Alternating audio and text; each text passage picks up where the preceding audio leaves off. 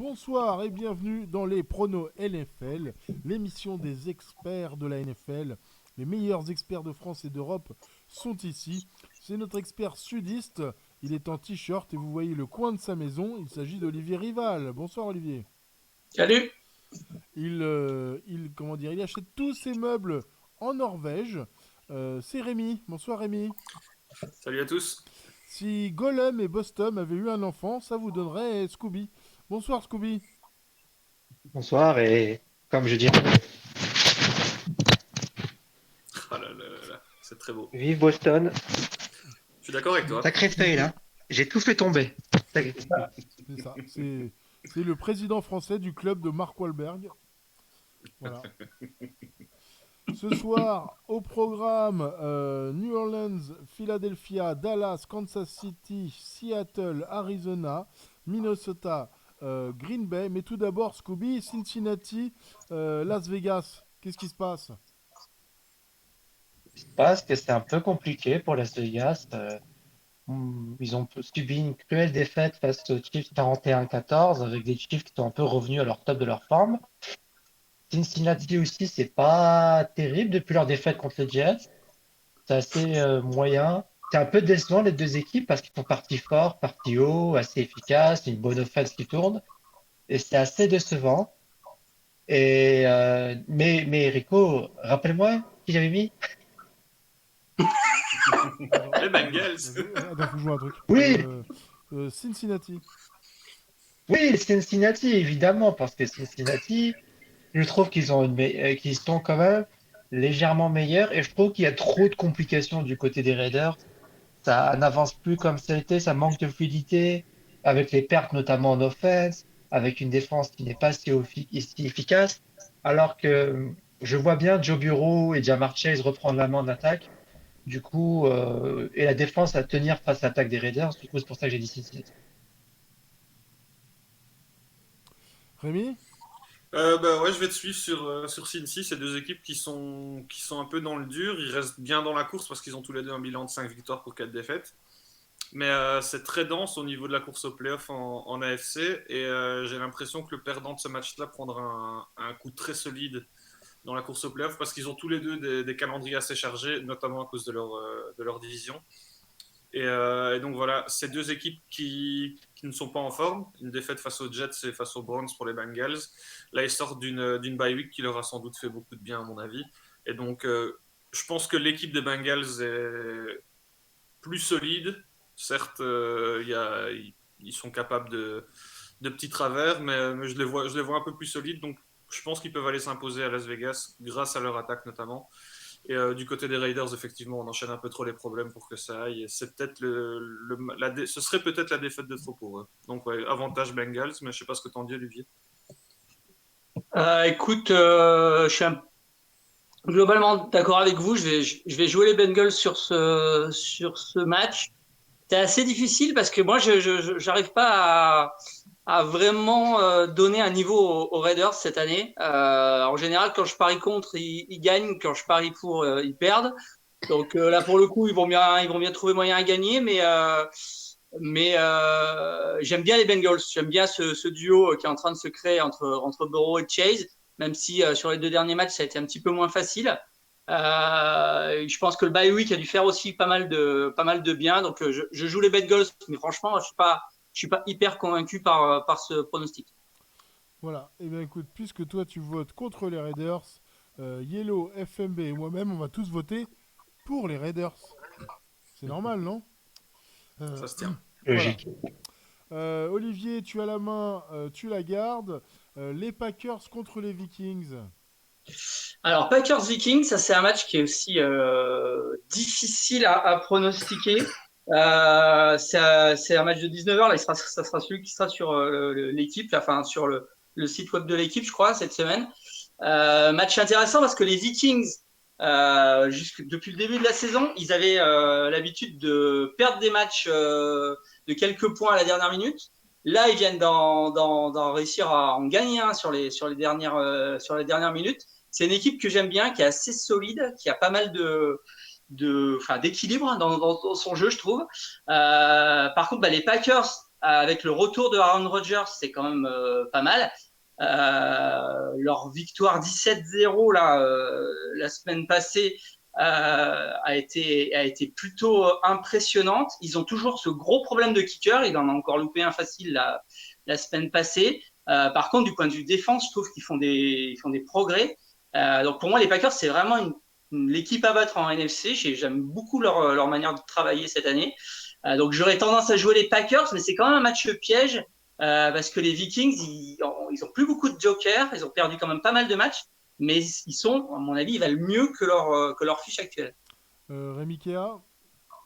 Bah ouais, je te rejoins sur le fait que les Vikings sont un peu sous-évalués par rapport à leur bilan. Et malheureusement, je pense que les Packers restent l'équipe à abattre en NFC. Ils retrouvent Rodgers et donc ça devrait suffire. Au poste de running back, il y a quand même quelques questions. Je pense qu'il y a une blessure probable et donc on pourrait se retrouver avec AJ Dillon qui a fait le boulot, mais je suis curieux de voir ce qu'il pourra faire cette semaine. À voir si Adam sera titulaire également. C'est pas sûr. Ils sont tous les deux incertains pour blessure. Donc voilà, offensivement, je pense que les Packers devraient rouler, mais c'est surtout défensivement qui m'impressionne. En fait, ils sont capables de très belles choses. Et les Vikings ont eu l'art, j'ai l'impression, cette saison de se tirer un peu dans le pied. Et c'est le genre de match où s'ils commencent à commettre la moindre erreur, ce sera fatal. Donc avantage Packers. Mais je pense que ça peut être un match très sympa. D'ailleurs, c'est pour moi le match le plus intéressant de la fenêtre de dimanche à 19h. Et voilà. Si les Vikings peuvent rester un peu dans le match pendant 2 ou 3 quarts-temps, ça pourrait être sympa de voir ce que donnent ces Packers sous pression. Scooby. Oui, effectivement, c'est vrai que on est un peu tous d'accord pour dire que les Vikings n'ont pas la fiche qu'ils méritent dans le sens où ils sont meilleurs que ce qu'ils montrent. Enfin, pour le moment, ils ont une fiche assez négative, mais ils sont bien meilleurs. Ils ont été compétitifs face à beaucoup de très bonnes équipes. Néanmoins, ils vont encore perdre ce week-end parce que je pense que les Packers sont une meilleure équipe. Défensivement, ils ont été impressionnants contre Seattle. Et offensivement, même avec l'absence de certaines stars, je pense qu'ils vont être en capacité de rouler. Encore une fois, je ne serais pas l'homme le plus choqué du monde si les Vikings gagnaient. Néanmoins, euh, c'est assez compliqué pour eux de gagner quand même parce que les Packers sont une bonne équipe. C'est plus, d'habitude, on essaie de dire qui est la meilleure, qui est peut-être la pire des équipes entre les deux. C'est un peu ce que j'ai voulu faire entre les Bengals et les Raiders. Là, je fais l'inverse. C'est deux bonnes équipes, mais pour moi, les Packers sont meilleurs. Du coup, ils vont gagner le match. Eh bien, vous m'avez convaincu, messieurs. En revanche, Yellow et FMB, eux, restent en mode Vikings. Audacieux. Scooby. Oui, tu veux dire un truc, Rémi? Non. Non, je dis que c'était audacieux de choisir les Vikings. Scooby, Seahawks, Cardinals. Où est-ce qu'on en est?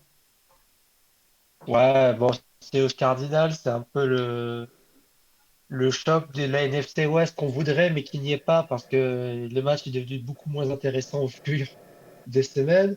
On a des Seahawks qui ont énormément de mal, qui ont pris un shutout et, enfin, c'est-à-dire qu'ils ont marqué 0 points.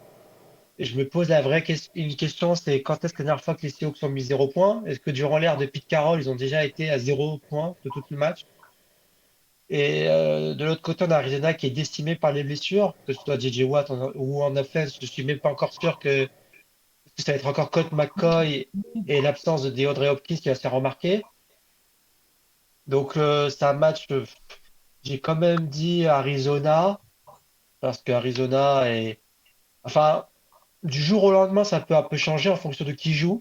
Si Arizona arrive à reprendre quelques starters qui sont blessés, ils peuvent gagner le match. C'est quand même une bonne équipe, Arizona. Ils étaient meilleure équipe de la NFC, ouais, de la NFC tout court jusqu'à la semaine dernière. Mais c'est assez compliqué. Seattle pourrait gagner le match avec une équipe Arizona décimée comme ça. Donc, peut-être le match, mine de rien, où je suis le plus indécis, mais parce que les deux équipes, contrairement à tout à l'heure où j'avais deux bonnes équipes qui vont s'affronter, là, ça va être deux équipes plus que moyennes, quoi. Ça va vraiment pas être terrible à regarder. Bon, Rémi, quelque chose à rajouter? Ben ouais, non, je le rejoins. C'est vrai qu'il y a le retour annoncé de Kyler Murray qui devrait faire beaucoup de bien à Arizona. c'est clairement pas la même équipe avec ou sans lui, ça c'est assez logique. Je pense que s'il est là, les Cardinals pourront gérer la rencontre parce que offensivement ça tourne quand même beaucoup mieux. Ils peuvent s'appuyer sur des running backs qui font le boulot. Et c'est vrai que Connor a réussi à arriver en tant que deuxième running back et à faire beaucoup de mal derrière Edmonds. Et donc, rien que pour cette attaque qui est un peu plus établie, une défense qui est capable de big play quelques noms sympas, qui peuvent mettre une pression à un quarterback quand on connaît la qualité de la ligne offensive des Seahawks, c'est quand même assez intéressant dans ce genre de rencontre. Donc voilà, si Kyler Murray est là, je vois les Cardinals s'imposer. Sans Kyler Murray, effectivement, je pense que ce sera pour les Seahawks malgré les déboires de cette année. Donc avantage Cardinals quand même. Olivier, ton mot à dire, t'es d'accord, toi aussi, j'imagine? Bah écoute, moi je crois, si je me souviens bien, je crois que j'ai joué les Seahawks sur ce match. Pas parce que je suis hyper convaincu par les Seahawks, parce que malgré le retour de Wilson, ils ont pas trouvé la brèche contre les Packers, même si ils ont manqué un peu de réussite. Il y a eu des décisions arbitrales qui étaient des fois un petit peu tendues, qui auraient pu faire un petit peu plus de points côté Seattle, mais ils n'étaient pas au niveau des Packers dimanche dernier en tout cas.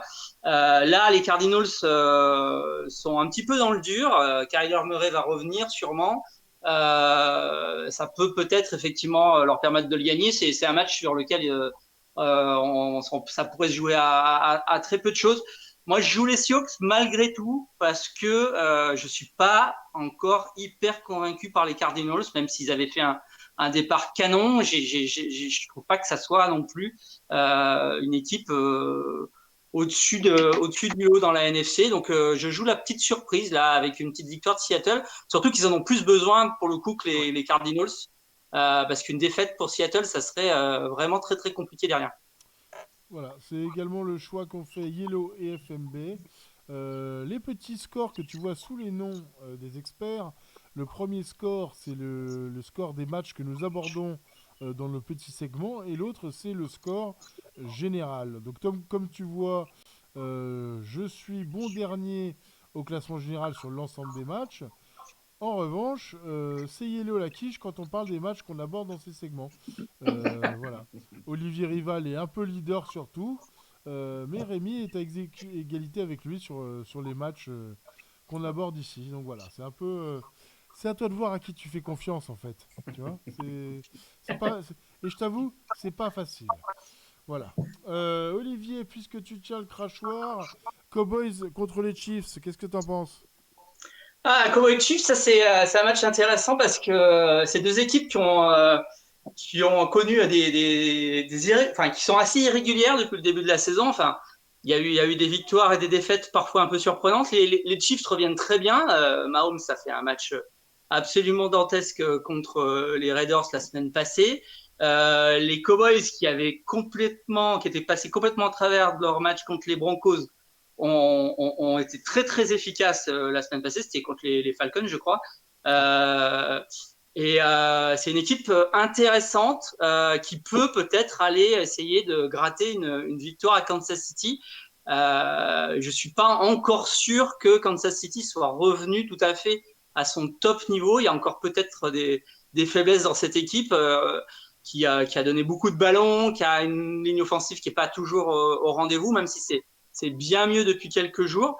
Donc si je me souviens bien, Rico, moi je crois que j'ai joué la surprise avec la victoire de Dallas.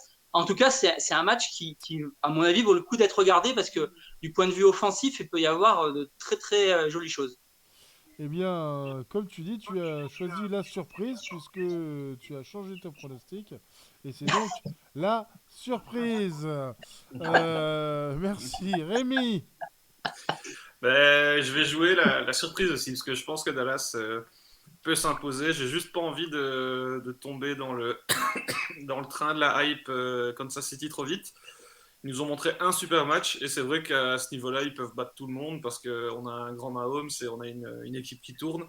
J'ai l'impression que le jeu au sol est quand même encore un peu trop limité, et que ça peut coûter cher face à une équipe comme Dallas, qui a quand même une défense assez solide. On l'a vu, c'était certes que contre les Falcons, mais ils ont été super impressionnants. Et donc voilà, je vois Dallas s'imposer, mais effectivement, c'est le plus beau match du week-end, c'est le plus beau choc. Et je pense que ça va se jouer à pas grand-chose. Ça va, à mon avis, jouer sur un dernier drive. Et un petit stop peut-être de la défense de Dallas. Mais voilà, je pense que Kansas City a pas mal de choses à prouver encore. Dallas a montré qu'ils avaient réagi très rapidement à leur petite bévue. Et je donne avantage Dallas, même si c'est vrai que Kansas City a plus besoin de cette victoire. Tant la FC est très dense, ils ont déjà 4 défaites quand même. Mais avantage Dallas, de peu. Bon, écoute, moi aussi, Dallas. En tout cas, c'est pas perdu pour nos spectateurs, puisqu'ils ont pu me voir changer le logo en direct. Donc c'est déjà ça. Scooby, un mot à rajouter sur ce match? Oui, ça va. Je dirais, il y a quelques semaines, je n'étais pas aussi enthousiaste parce que l'équipe était plus que moyen. Ils étaient assez décevants sur beaucoup d'aspects, inintéressants. Comme les Patriots, quoi. Dallas, c'est quand même bien, mais non, Patriots, ils reviennent fort, justement. Mais oui, un peu, si tu veux. Patriots qui étaient moyens un peu, qui reviennent un peu fort, pareil pour les Chiefs. Et Dallas, à part le premier match où ils ont perdu contre les Bucks, ils ont quand même eu une bonne saison. Et après cette seconde défaite, là, je comprends mieux les doutes d'Olivier contre les Broncos, qui se sont fait laminer. Mais là, ils sont revenus extrêmement forts contre Atlanta, où ils ont massacré que ce soit offensivement ou défensivement. Ça va être un match, si c'est aussi beau que la teneur, je pense, ça peut être un match incroyable, offensivement. Et je pense que Dallas va gagner, parce que Dallas est légèrement meilleur que les Chiefs. Et par contre, ça va être contrairement au match chiant de la dernière fois que j'ai dit, Seattle-Arizona, là, ça va être un match incroyable à regarder. Voilà, donc nous ici on va refaire le dicton, ce ne sont pas les absents ont toujours tort, mais les absents sont toujours en désaccord, puisque Yellow et FMB, une fois de plus, ne sont pas d'accord avec vous, puisqu'ils ont choisi les Chiefs, mais ne sont pas là pour en parler, bande d'enculés. Est-ce que Rico, Euh, je peux prendre la main exceptionnellement pour le je- prochain match?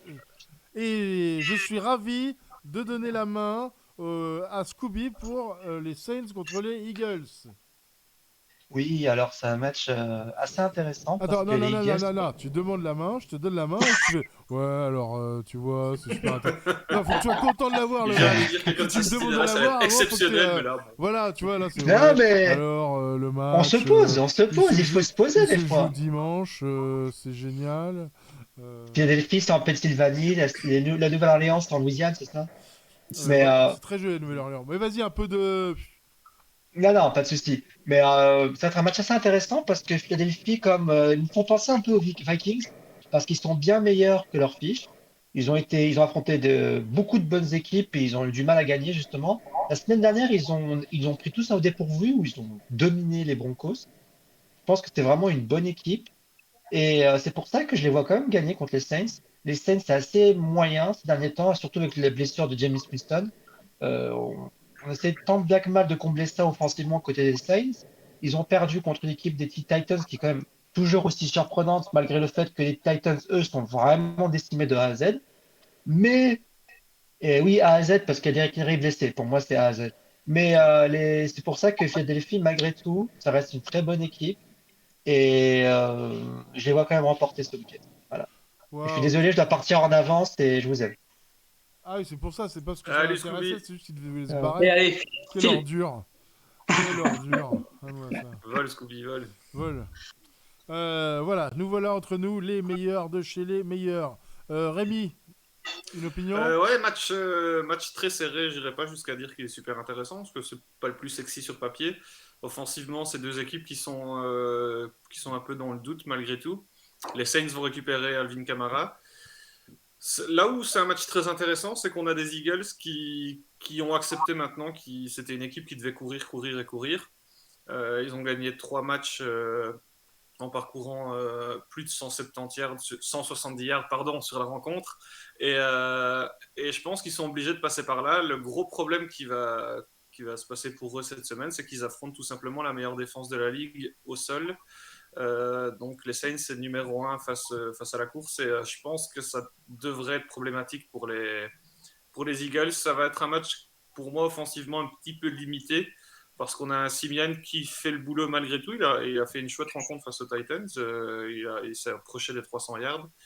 Pas d'interception. Donc une belle fiche. Mais malgré tout, c'est vrai qu'offensivement, des deux côtés, les quarterbacks, pour moi, sont un peu en deçà de ce qu'on peut attendre d'eux. Et donc, c'est des équipes qui ne peuvent pas avoir un jeu très régulier. Donc, les défenses devraient pouvoir prendre le dessus. Surtout que ce pas des défenses ridicules, loin de là. Donc voilà, je vois simplement les Saints l'emporter. Pourquoi? Parce qu'il y a un retour de Camara qui va apporter un peu de sérénité dans cette attaque, parce qu'on sait que ce soit pour le jeu au sol ou le jeu aérien, c'est le joueur le plus important des Saints. Donc voilà, avantage Saints. Et ben voilà, cette fois-ci, j'aurais misé les 5 équipes qui jouent en déplacement, figure-toi. Waouh! Eh bien, écoute, moi, je te Quelle suis. audace. Je vois quelle audace. Je te suis sur les Saints. Yellow propose les Eagles. Olivier, c'est à toi de clore ce débat. Eh ben, écoute, moi je joue aussi les Eagles qui, je trouve, progressent de semaine en semaine. C'est une équipe qui commence à avoir un bon fond de jeu. C'est une équipe jeune, donc il va falloir qu'on compte là-dessus dans les prochaines saisons. Mais en attendant, du côté quarterback, ça s'améliore un petit peu. Il y a quand même Devonta Smith, le Heisman Trophy, qui commence à faire aussi des belles performances comme réception. En plus, bon, comme l'a dit Rémi, il y a un jeu de course assez solide. Après, ça risque d'être un match très très serré parce que les Saints sont toujours dans la course. Même dans les matchs difficiles, ils arrivent toujours à rester à un toucher, à un field goal de l'équipe qui joue. Ils ont battu les Buccaneers, ils ont failli gagner aux Titans. Enfin, ils sont quand même solides. Ils ont beaucoup de blessés. Camara revient, ça va leur faire du bien. Ils ont une très bonne défense, donc à mon avis, ça va être vraiment un match qui va se jouer sur très très peu de choses. Je joue les Eagles, voilà, parce que je pense qu'ils sont plutôt sur une phase ascendante, mais je ne serais pas non plus étonné que les Saints arrivent à s'en sortir sur ce match. En tout cas, enfin, cette semaine, il y a vraiment beaucoup de matchs où on ne sait pas trop ce qu'on va voir. Voilà, il y a rien d'évident cette semaine dans les pronostics pour le coup. Donc voilà, la semaine prochaine, c'est Thanksgiving. Thanksgiving, c'est la meilleure fête de l'année de toute la planète. Voilà. Donc on se retrouvera a priori jeudi avec peut-être un match en direct en fond. Voilà. En attendant, je souhaite à tous un week-end passionnant avec de très beaux matchs et beaucoup d'incertitudes a priori. Ouais. Donc, donc peut-être des codes sympas, qui sait. Oh, il y a de la cote sympa. Après, c'est risqué, mais voilà. C'est ça. Merci à tous, messieurs, et bon week-end à vous. Ciao. Salut! Salut à tous!